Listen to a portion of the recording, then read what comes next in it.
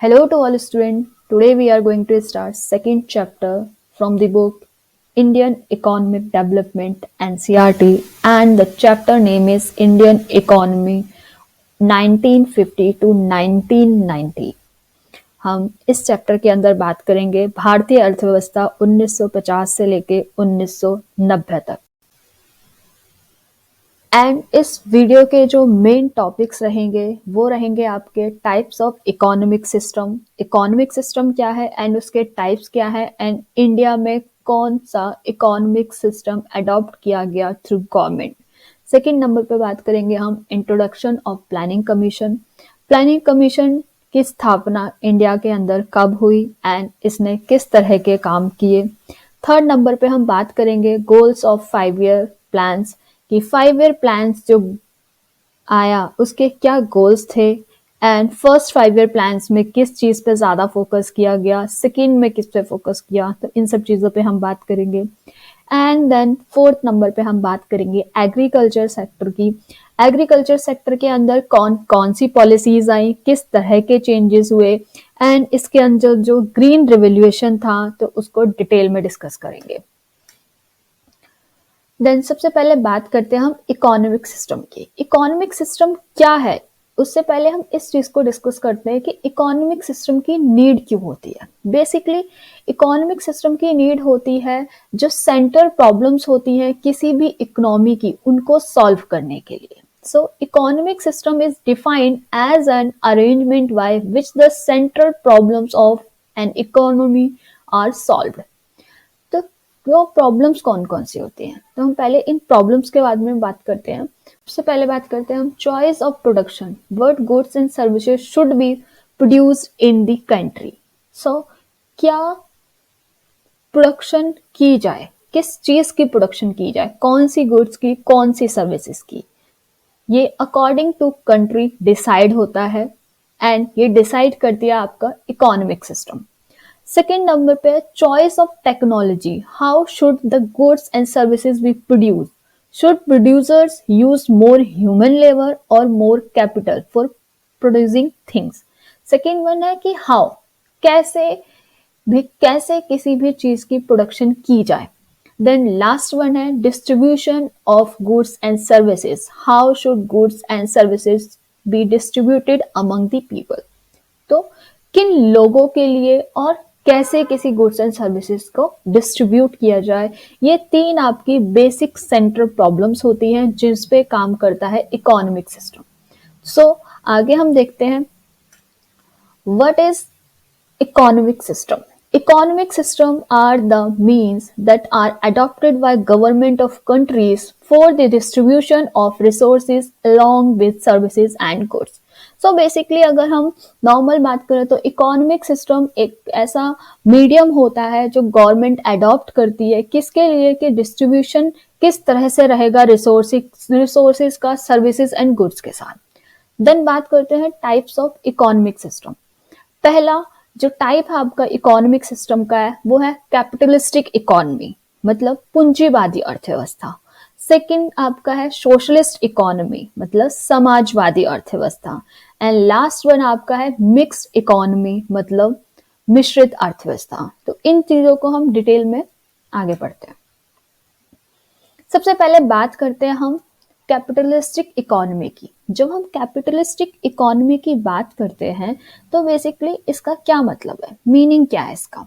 तो capitalistic economy depend upon the market forces of the demand and supply. In this economy, the goods and services produced and distributed among the people not on the basis of what people need, but on the basis of purchasing power. तो capitalistic economy जो work करती है वो market forces से work करती है और जो मार्केट फोर्सेस होती हैं वो आपकी होती हैं demand and supply. And second thing ये कि इसमें जब किसी भी गुड्स एंड सर्विसेज का डिस्ट्रीब्यूशन होता है तो इस बात पर डिपेंड नहीं करता है कि लोगों की नीड्स क्या है, बल्कि इस बात पर डिसाइड करता है कि लोग किन चीजों को खरीद सकते हैं, उनकी परचेजिंग पावर क्या है। देन अगर आगे हम बात करें तो कैपिटलिस्टिक इकोनॉमी जो है वो जनरली क्या अनइक्वल डिस्ट्रीब्यूशन ऑफ इनकम को सपोर्ट करती है, जस्ट बिकॉज जितनी ज्यादा अनइक्वल डिस्ट्रीब्यूशन रहेगा उतना ज्यादा एक कंपटीशन रहेगा। तो इससे क्या होगा, आपकी जो आउटपुट है कंट्री की, नेशनल इनकम है, वो जल्दी से जल्दी ग्रो करेगी। एंड सेकेंड थिंग, अगर हम इसके एग्जाम्पल्स की बात करें तो ये आपको north America, Japan, Australia, western Europe वगैरह में देखने को मिल जाती है। देन सेकंड नंबर पे सोशलिस्ट इकोनॉमी, मतलब समाजवादी अर्थव्यवस्था। अगर हम सोशलिस्ट इकोनॉमी की बात करते हैं, it is an economic system in which all economic decision are taken by the government. इस इकोनॉमिक सिस्टम में आपके जितने भी डिसीजंस होंगे वो गवर्नमेंट के थ्रू लिए जाते हैं, and the government decide what goods are to produce in the accordance with the needs of society। Government decide करती है कि सोसाइटी की नीड्स क्या है एंड उसके अकॉर्डिंग किसी भी गुड्स या सर्विस का प्रोडक्शन होता है। And how goods are produce, goods कैसे प्रोड्यूस की जाएंगी, टेक्नोलॉजी यूज होगी नहीं होगी, ज्यादा लेबर इंटेंसिव रहेगा या फिर कैपिटल बेस्ड रहेगा प्रोडक्शन, इस चीज का डिसीजन भी गवर्नमेंट लेती है। And how they should be distributed, ये कैसे डिस्ट्रीब्यूट होंगे, इसका भी डिसीजन गवर्नमेंट लेती है। देन इसके अंदर बेसिकली बहुत सारे ड्रॉबैक्स होते हैं, जैसे red tapism and corruption, but उसके बाद भी socialist economy Cuba and China जैसी कंट्रीज में देखने को मिलती है। देन आगे हम बात करते हैं मिक्स्ड इकोनॉमी। मिक्स्ड इकोनॉमी आपका capitalistic economy and socialist economy का मिश्रण है। ठीक है, ये एक ऐसा मिक्सचर है जिसके अंदर दोनों टाइप की इकोनॉमी का मिक्सचर देखने को मिलता है। And it is economic system in which public sector and private sector exist side by side. And दोनों सेक्टर आपको देखने को मिलेंगे, पब्लिक सेक्टर भी मतलब गवर्नमेंट सेक्टर भी, एंड प्राइवेट सेक्टर भी मतलब individual groups. And then in this economy, the market will provide whatever goods and services it can produce well, and the government will provide essential goods and services which the market fails to provide। So इसके अंदर basically ये है कि जो market के आपके factors होते हैं, डिमांड हो गया, सप्लाई हो गया, उसके अकॉर्डिंग कुछ भी वो चीज प्रोड्यूस करें वो मार्केट के ऊपर डिपेंड करता है। बट जो फर्दर आपकी जितनी भी एसेंशियल गुड्स होंगी या सर्विसेज होंगी वो आपको गवर्नमेंट प्रोवाइड करवाती है। Mix economy gives proper scope to private individual to coexist and contribute towards economic development। Mix economy आपको एक प्रॉपर स्कोप दे देती है इस चीज का कि इकोनॉमिक डेवलपमेंट में वो अपना पूरा का पूरा कंट्रीब्यूशन दे सके, लेकिन साथ साथ क्या होता है कि गवर्नमेंट का प्रोडक्शन अलग से रहता है। इस इकोनॉमी को लाने से एक चीज का फायदा होता है कि आपको स्टेबिलिटी मिलती है, एक इंश्योरेंस मिलता है कि आप स्टेबल रहेंगे, बैलेंस रहेगा डेवलपमेंट जो है, एंड कंपटीशन रहता है private and public sector industries के बीच में जो आपकी प्रोडक्टिविटी को इनहेंस करता है। तो that was the main reason कि जब इंडिया को इंडिपेंडेंस मिली एंड जवाहरलाल नेहरू ने जब डिसीजन लिया कि जो इकोनॉमी रहेगी, जो इकोनॉमी का स्ट्रक्चर रहेगा इंडिया के अंदर वो मिक्स्ड इकोनॉमी रहेगी, जस्ट बिकॉज हम सारी चीजों को साथ में लेकर चलना चाहते थे।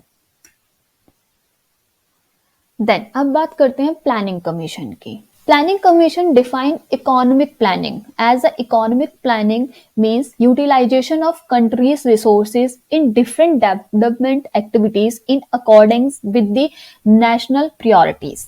तो बेसिकली प्लानिंग कमीशन क्या काम करता है? जो प्लानिंग कमीशन काम करता है वो है कि जो इकोनॉमिक प्लानिंग होती है उसके लिए काम करता है। और इकोनॉमिक प्लानिंग का मतलब होता है कि कंट्री के अंदर जितने भी रिसोर्सेस अवेलेबल हैं उनके थ्रू किस किस तरह की चीजें प्रोड्यूस की जाएंगी। एंड ये डिपेंड करता है कि नेशन जो है, जो नेशनल प्रायोरिटीज हैं वो कौन कौन सी हैं। एंड देन हम बात करें कि प्लानिंग कमीशन सेटअप कब हुआ, तो प्लानिंग कमीशन का जो सेटअप हुआ था वो 1950 में हुआ था। एंड इसके चेयरमैनशिप थे जवाहरलाल नेहरू जो हमारे फर्स्ट पीएम थे इंडिपेंडेंट इंडिया के। एंड देन हम बात करते हैं कि प्लानिंग कमीशन का एम क्या होता है किसी भी इकोनॉमी के अंदर। तो इनका एम होता है कि लोगों का जो लिविंग स्टैंडर्ड है उसको ज्यादा से ज्यादा हम अच्छे लेवल पे लेकर आए, प्रमोट करें उसको। देन हम प्रोडक्शन को इंक्रीज करें, एम्प्लॉयमेंट की अपॉर्चुनिटीज दें लोगों को, एंड फैसिलिटेट करें इकोनॉमिक प्लानिंग को। 5 ईयर प्लान्स वर फॉर्मुलेटेड। तो जो आपका 5 ईयर प्लान था जो फर्स्ट इंट्रोड्यूस किया गया था वो अप्रैल 1951 में किया गया था। देन अब हम बात करते हैं गोल्स ऑफ 5 ईयर प्लान्स की। जब हम गोल्स की बात करते हैं तो 5 ईयर प्लान्स के इंडिया के अंदर जो गोल थे वो 4 मेन गोल थे, जिसमें पहले नंबर पर आपका ग्रोथ है, सेकंड वो मॉडर्नाइजेशन चाहते थे, and third self reliance, and fourth one equity. जब हम ग्रोथ की बात करते हैं तो इसका मतलब है कि हम इंक्रीज करें किसको, कंट्री की जो कैपेसिटी है किसी भी चीज को प्रोड्यूस करने की, एंड आउटपुट को, गुड्स एंड सर्विसेज को। तो हम क्या करें, इनको इंक्रीज करें, इसकी कैपेसिटी इंक्रीज करें। तो हम इंक्रीज करें जीडीपी लेवल को, आउटपुट लेवल को, and flow of goods and services किसके अंदर, इकोनॉमी के अंदर, in a long period. Long period मतलब 5 ईयर प्लान के अंदर, अकॉर्डिंग टू 5 ईयर में जो भी आपका प्लान है हम उस चीज को अचीव कर पाए in the base of growth. And then second हम बात करें मॉडर्नाइजेशन की, तो मॉडर्नाइजेशन का सिंपली मीनिंग होता है आपका एडॉप्शन ऑफ न्यू टेक्नोलॉजी। आप हमेशा चीजों के लिए नई टेक्नोलॉजी का यूज करें, किसको, किन चीजों के लिए, कि प्रोडक्शन करने के लिए, गुड्स एंड सर्विसेज का जब आप प्रोडक्शन करते हैं उसमें न्यू टेक्नोलॉजी आनी चाहिए। एंड फर्दर मॉडर्नाइजेशन एक और चीज को रेफर करता है, वो रेफर करता है कि आप सोशल आउटलुक को भी क्या करें, एक तरह से इक्वेलिटी लेकर आए सोशल आउटलुक में, कि वुमेन्स को भी पूरा का पूरा मौका दिया जाए जिससे कि वो अपने टैलेंट को प्रोडक्टिव प्रोसेस के अंदर लेकर आ पाए, यूज कर पाए इसमें। एंड देन थर्ड वन आपका आएगा सेल्फ रिलायंस। जब हम सेल्फ रिलायंस की बात करते हैं तो हम किसी भी नेशन को प्रमोट करते हैं कि इकोनॉमिक ग्रोथ उसकी इतनी हो जाए, इतना मॉडर्नाइजेशन वगैरह के थ्रू वो अपने आप को कर ले कि वो अपने लिए सेल्फ सफिशिएंटली काम कर पाए, हम किसी और के ऊपर डिपेंड ना हो। तो बेसिकली यहाँ पे क्या है, इंडिपेंडेंट बनने की बात हो रही है। किस चीज को लेकर, कि आप इकोनॉमी के लेकर इंडिपेंडेंट रहें। Self reliance it means avoiding imports of those goods which could be produced in India itself and reduce our dependency on the foreign countries. मतलब हम किसी और कंट्री के ऊपर डिपेंड ना रहें। एंड थर्ड वन आपका आता है इक्विटी। जब हम इक्विटी की बात करते हैं तो हम बात करते हैं कि जो कंट्री के अंदर इनकम का डिस्ट्रीब्यूशन है वो इक्वली हो। तो इससे क्या हो कि अगर ग्रोथ हो रही है तो इक्वली सारे के सारे सेक्शंस जो हैं या सारे के सारे जो लोग हैं उनको इक्वली बेनिफिट मिले उस चीज से। तो इसलिए हम इक्विटी इसके अंदर लेकर आते हैं। देन आगे हम बात करते हैं एग्रीकल्चर की। जब हम एग्रीकल्चर की बात करते हैं तो अगर हम बात करें कि एग्रीकल्चर कैसा था 1950 के टाइम पे, तो सबसे मेन चीज थी कि agriculture is the most significant source of income for the central and state government. इसके अलावा कोई और चीज थी नहीं, क्योंकि 75 अराउंड आज भी पूरे के पूरे जो लोग थे वो एग्रीकल्चर के ऊपर डिपेंड थे।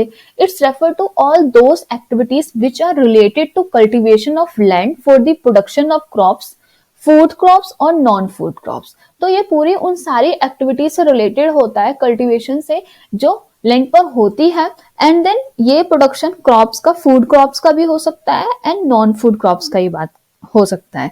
एग्रीकल्चर सेक्टर के अंदर कुछ जो चेंजेस आए वो थे लैंड रिफॉर्म का, लैंड सीलिंग पॉलिसी आई, लैंड रिफॉर्म पॉलिसी आई, एंड देन लास्ट में आपका द ग्रीन रेवोल्यूशन। जब हम बात करते हैं लैंड रिफॉर्म की, लैंड रिफॉर्म क्या होता है, तो लैंड रिफॉर्म आपका होता है इक्विटी इन एग्रीकल्चर। तो इक्विटी इन एग्रीकल्चर जो इसको लैंड रिफॉर्म बोलते हैं, जो primarily refer to change in the ownership of holdings, कि आपकी ओनरशिप को चेंज करता है। जस्ट बिकॉज इससे पहले at the time of independence the land tenure system was dominated by intermediaries, जो जमींदार थे आपके उनके ऊपर था, and who collected rent from the tillers of the soil without contributing towards their improvement. वो क्या करते थे, रेंट तो कलेक्ट करते थे बट कोई भी इम्प्रूवमेंट्स के लिए कोई कंट्रीब्यूशन उनका नहीं रहता था। तो जो ये इंटरमीडिएटरी वाला सिस्टम था उसको हम एंड करना चाहते थे, abolish intermediaries and to make to tillers the owner of the land, और टिलर्स को ही उनके लैंड का ऑनर बनाना चाहते थे। एंड देन आगे हम बात करते हैं लैंड सीलिंग की। जब हम लैंड सीलिंग को लेके बात करते हैं, लैंड सीलिंग एक दूसरी पॉलिसी थी, ये भी इक्विटी को ही प्रमोट कर रही थी एग्रीकल्चर के अंदर। एंड इसका जो पर्पस था वो था land ceiling reducing the concentration of the land ownership in the few hands. So इसका मीनिंग बेसिकली ये है कि fixing the maximize size of the land which could be owned by an individual.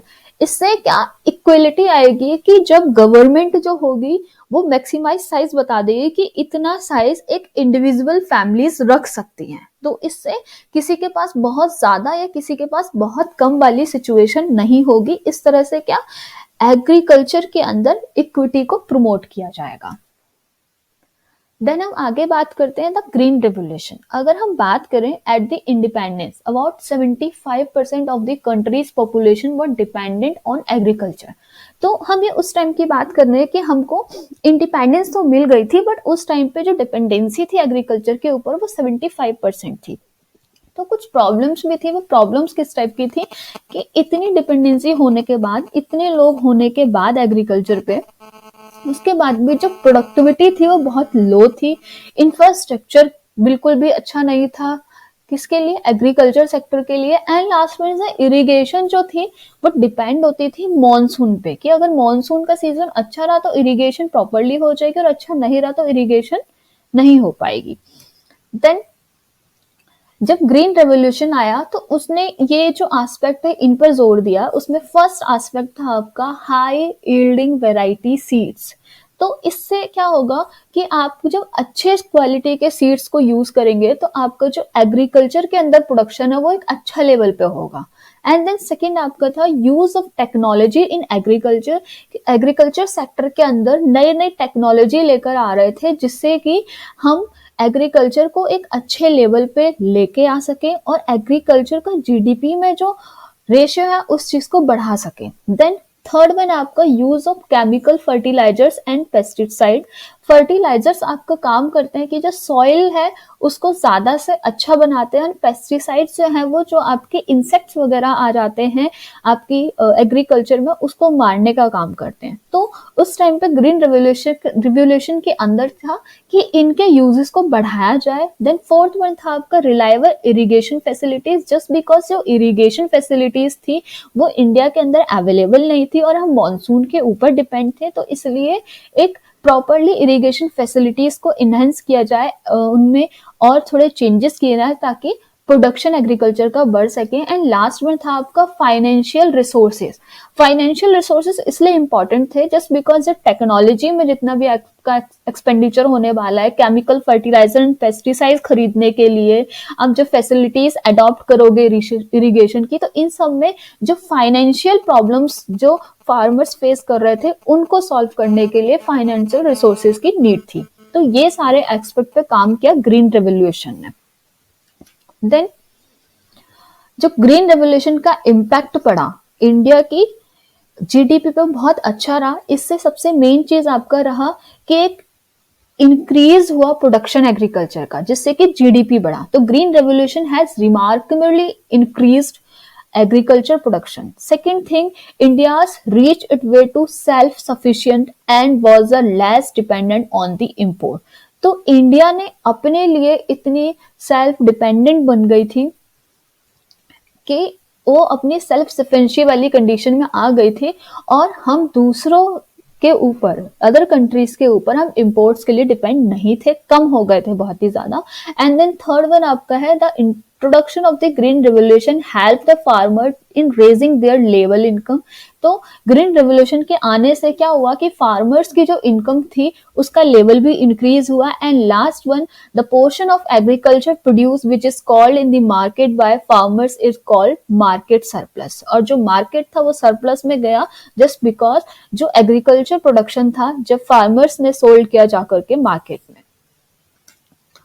And then हम कुछ चीज़ें और add की हैं, ये एक एक्स्ट्रा स्लाइड ऐड किया है मैंने just because it's a related to green revolution. इस ग्रीन रेवोल्यूशन के अंदर कुछ स्कीम्स जो है, इसके अंदर आपकी जो फर्स्ट स्कीम है वो है MITH, is a mission integrated development of horticulture. इसका जो एम था वो था कि वे कॉम्प्रिहेंसिव ग्रोथ को प्रमोट करना चाहते थे हॉर्टिकल्चर सेक्टर की, एंड इन्हेंस करना चाहते थे प्रोडक्शन ऑफ सेक्टर की, और इम्प्रूव करना चाहते थे न्यूट्रिशन सिक्योरिटी को एंड इंक्रीज इनकम सपोर्ट को to household farms. And then second number पे है आपकी NF, oil seeds and oil palm के लिए मिशन था, एंड इनका एम था कि इंक्रीज करें प्रोडक्शन को, जिसमें वीट, पल्सेस, राइस, इन सब के जो भी आपकी कमर्शियल क्रॉप्स हैं उसकी भी प्रोडक्टिविटी को इन्हेंस करें। तो इस तरह से ये एग्रीकल्चर से रिलेटेड ही थी। एंड देन थर्ड वन आपकी NMSA, it's a national mission of sustainable agriculture. इसका काम था कि प्रमोट करना चाहती थी सस्टेनेबल डेवलपमेंट को एग्रीकल्चर के अंदर, जो कि एग्रो इकोलॉजी पर फोकस था और इंटीग्रेटेड फार्मिंग के लिए अप्रोप्रिएट था, एंड ये सॉइल हेल्थ की मैनेजमेंट के लिए भी काम कर रही थी। एंड देन फोर्थ पर है आपका SMAE, is a submission on agriculture extension. इसका जो एम था कि स्ट्रेंथ हो जाए किसकी एक्सटेंशन, स्ट्रेंथ एंड एक्सटेंशन किसी mechanism of the state government, local bodies वगैरह की, और अचीव करें हम फूड सिक्योरिटी को and socio economic empowerment of farmers को। तो ये थी आपकी। एंड फिफ्थ नंबर पे था आपका SMSP, इसका है सब mission on seeds and planting material. तो इनका ये था कि ये इंक्रीज करना चाहते थे प्रोडक्शन ऑफ क्वालिटी सीड्स को, अपग्रेड करना चाहते थे क्वालिटी को, एंड देन ये इंक्रीज करना चाहते थे SSR को। एंड आपकी सिक्स नंबर पे थी SMAM, is a submission on agriculture mechanisation. तो इसका ये था कि ये इंक्रीज करनी चाहिए थी फार्म मैकेनाइजेशन को to small and marginal farmers. ठीक है। एंड देन ये आपकी कस्टम हायरिंग सेंटर्स भी प्रमोट करना चाह रही थी, और आपके लिए high tech and high value farm equipments वगैरह इन सब चीज़ों पे काम कर रही थी। देन सेवंथ नंबर पे है SMPPQ, इट्स अ सब mission on plant protection and plant quarantine. तो ये क्या कर रही थी, इनका एम था मिनिमाइज करना जो लॉस हुआ है उसकी क्वालिटी को, एंड यील्ड करना एग्रीकल्चर क्रॉप्स को फ्रॉम इंसेक्ट। एंड इनका ये भी था कि ये एग्रीकल्चर बायोसिक्योरिटी पर भी वर्क कर रहे थे। एंड देन एट्थ नंबर पे है आपका ISACES, it's integrated scheme on agriculture census economics and statics. तो इनका एम था कि एग्रीकल्चर सेंसस के लिए काम करना है, सेंसस के लिए, एंड अंडरटेक रिसर्च स्टडीज करनी है किसके ऊपर, एग्रो इकोनॉमिक प्रॉब्लम्स के ऊपर, एंड देन स्टडी करनी है cost of cultivation of principal crops पे। तो ये सारे काम थे इनके। देन नाइन्थ नंबर पे है आपका ISAC, it's a integrated scheme on agriculture cooperation. तो इसके अंदर इनका एम था कि प्रोवाइड कराएंगे financial assistance for improving the economic condition of cooperative and remove regional imbalance, and then to speed up cooperative development in agriculture processing, storage, marketing and computerization। And ये weaker section के लिए programme बनाते थे जिससे कि ये ensure करते थे किसकी, कि सप्लाई ऑफ क्वालिटी यार्न की। देन इसके बाद टेंथ नंबर पे आपका ISAM, it's a integrated scheme on agriculture marketing.